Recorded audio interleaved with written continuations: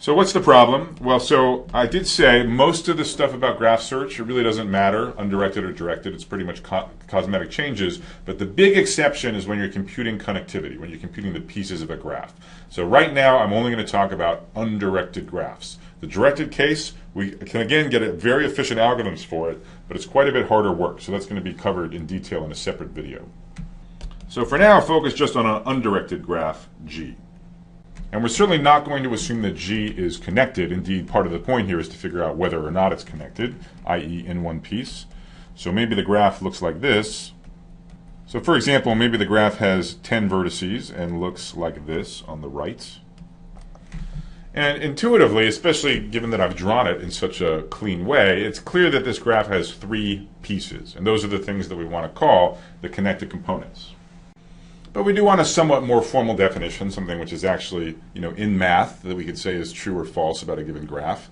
And roughly we define the connected components of an undirected graph as the maximal regions that are connected, in the sense you can get from any vertex in the region from any other vertex in the region using a path. So maximal connected regions in that sense. Now the slick way to do this is using an equivalence relation, and I'm going to do this here in part because it's really the right way to think about the directed graph case, which we'll talk about in some detail later.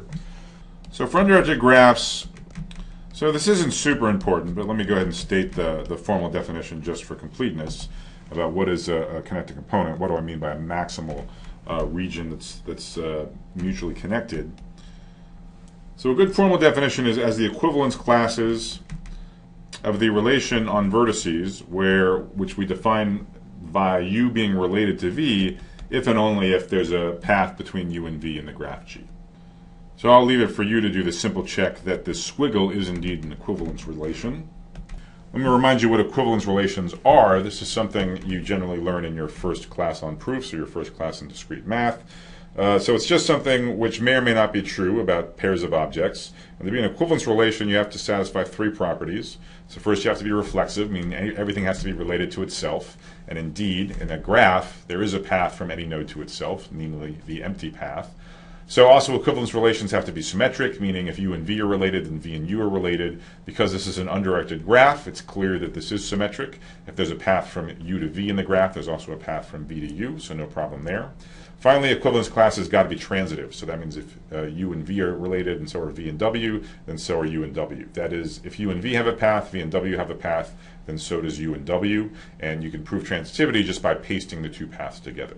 And so the upshot is, when you want to say something like the maximal subset of something where everything is the same, the right way to make that mathematical is using equivalence relations. So over in this blue graph, we want to say 1, 3, 5, 7, and 9 are sort of all the same in the sense that they're mutually connected. And so that's exactly what this relation is making precise. All 5 of those nodes are related to each other. 2 and 4 are related to each other. 6, 8, and 10, all pairs of them are related to each other. So equivalence relations always have equivalence classes, the maximal mutually related stuff. And in this graph context, that's exactly these connected components. It's exactly what you want. So what I want to show you is that you can use a breadth-first search wrapped in an outer for loop over all of the vertices to identify all of the connected components of a graph in time linear in the graph, in over n plus m time. Now you might be wondering, why do you want to do that? Well, there's a lot of reasons. So an obvious one, which is relevant for physical networks, is to check if a network has broken into 2 pieces. So certainly if you're an internet service provider, you want to make sure that from any point in your network, you can reach any other point in the network. And that boils down to just understanding whether the graph that represents your network is a connected graph, that is, if it's in one piece or if it's not in one piece. So obviously you can ask this same question about recreational examples. So if you return to the movie graph, maybe you're wondering, can you get from every single actor in the IMDb database to Kevin Bacon? Or are there actors for which you cannot reach Kevin Bacon via a sequence of edges, a sequence of movies in which 2 actors have both played a role? So that's something that boils down to a connectivity computation.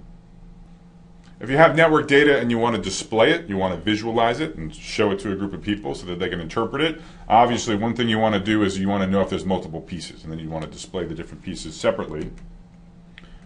So let me mention one probably a little less obvious application of undirected connectivity, which is it gives a nice quick and dirty heuristic for doing clustering. If you have pairwise information about objects. So let me be a little more concrete. Suppose you have a set of objects that you really care about. So this could be a set of documents, maybe web pages that you've crawled, something like that. It could be a set of images, either your own or drawn from some database, or it could be, for example, a set of genomes. Suppose further that you have a pairwise function, okay, which for each pair of objects tells you whether they're very much like each other or very much different. And so let's suppose that if two objects are very similar to each other, like they're two web pages that are almost the same, or they're two genomes where you can get from one to the other with a small number of mutations, then they have a low score. Okay, so low numbers close to 0 indicates that the objects are very similar to each other. High numbers, let's say they could go up to even 1,000 or something, indicate that they're very different objects. Two web pages that have nothing to do with each other, two genomes for totally unrelated parts, or two images that seem to be of completely different people or even completely different objects. Now here's a graph you can construct using these objects and the similarity data that you have about them. So you can have a graph where the nodes are the objects. Okay, so for each image, for each document, whatever, you have a single node, and then for a given pair of nodes, you put in an edge if and only if the two objects are very similar. So for example, you could put in an edge between two objects if and only if the score is at most 10.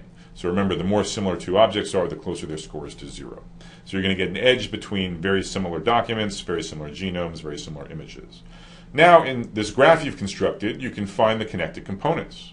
So each of these connected components will be a group of objects which more or less are all very similar to each other. So this will be a cluster of closely related objects in your database. And you can imagine a lot of reasons why, given a large set of unstructured data, just a bunch of pictures, a bunch of documents, or whatever, you might want to find clusters of highly related objects.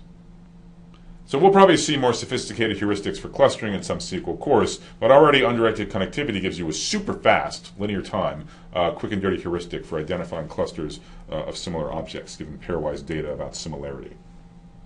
So that's some reasons you might want to do it. Now let's actually talk about how to compute the connected components in linear time using just a simple for loop and breadth first search as its inner workhorse.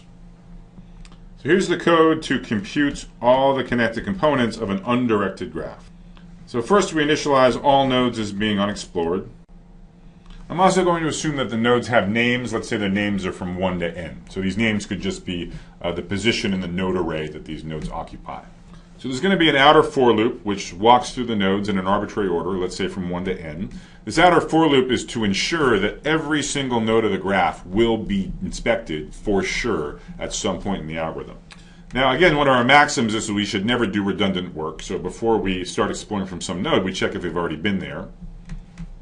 And if we haven't seen I before, then we invoke the breadth first search subroutine we were talking about previously in the lecture in the graph G, starting from the node I.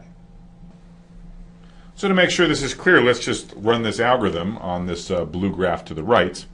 So we start in the outer for loop and we set I equal to 1 and we say, have we explored node number 1 yet? And of course not, we haven't explored anything yet. So the first thing we're going to do is we're going to invoke BFS on node number 1 here. So now we start running the usual breadth first search subroutine starting from this node 1. And so we explore, layer 1 here is going to be nodes 3 and 5, so we explore them in some order. For example, maybe node number 3 is what we explore second, then node number 5 is what we explore third. And then the second layer in this component is going to be the nodes 7 and 9. So we'll explore them in some order as well. Let's say 7 first, followed by 9. So after this BFS initiated from node number 1 completes, of course it will have found everything that it could possibly find, namely the 5 nodes in the same connected component as node number 1, and of course all of 5 of these nodes will be marked as explored. So now we return, once that exits, we return to the outer for loop, we increment I, we go to I equal 2, and we say, oh, we already explored node number 2. No, we have not. And so now we invoke BFS again from node number 2. So that'll be the 6th node we explore. There's not much to do from 2. All we can do is go to node number 4. So that's the 7th node we explore. That BFS terminates, finding the nodes in this connected component. Then we go back to the outer for loop. We increment I to 3. We say, oh, have we already seen node number 3? Yes, we have. We saw that in the first breadth first search. So we certainly don't bother to BFS from node 3. Then we increment I to 4. Have we seen 4? Yes, we have. In the second call to BFS. Have we seen node 5? Yes, we have. In the first call to BFS. Have we seen node 6? No, we have not. So the final invocation of breadth first search begins from node number 6. That's going to be the 8th node overall that we see. And then we're going to see the nodes 8 and 10 in some order. So for example, maybe we first explored node number 8. That's one of the first layer in this component. And then node number 10 is the other node of the first layer in this component. So in general, what's going on? Well, what we know what will happen when we invoke breadth first search from a given node I, we're going to discover exactly the nodes in I's connected component, right? Anything where there's a path from I to that node, we'll find it. That's the BFS guarantee. That's also the definition of a connected component. All the other nodes which have a path to I.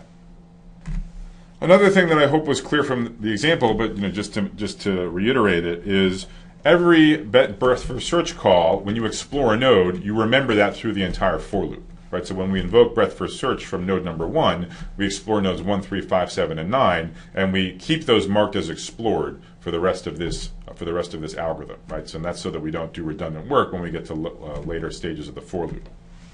So as far as what does this algorithm accomplish, well, it certainly finds every connected component.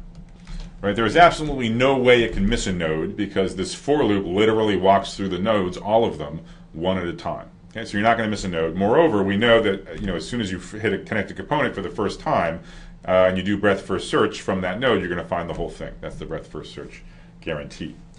As far as what's the running time, well, it's going to be exactly what we want. It's going to be linear time, which again means proportional to the number of edges plus the number of vertices. And again, depending on the graph, one of these might be bigger than the other.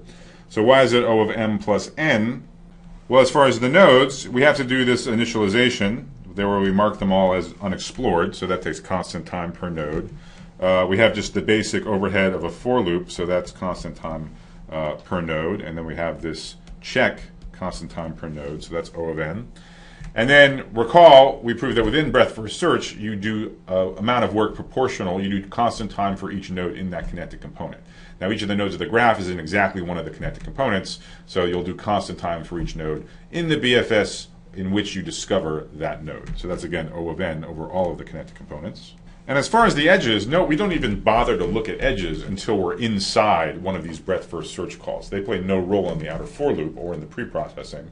And remember what we proved about an invocation of breadth first search. The running time, you only do constant amount of work per edge in the connected component that you're exploring. In the worst case, you look at an edge once from either endpoint, and each of that triggers a constant amount of work. So when you discover a given connected component, the edge work is proportional to the number of edges in that connected component. Each edge of the graph is in exactly one of the connected components. So over this entire for loop, over all of these BFS calls, for each edge of the graph, you'll only be responsible for a constant amount of work of the algorithm. So summarizing, because breadth first search from a given starting node works in time proportional to the size of that component, piggybacking on that subroutine and looping over all of the nodes of the graph, we find all of the connected components in time proportional to the number of edges and nodes in the entire graph.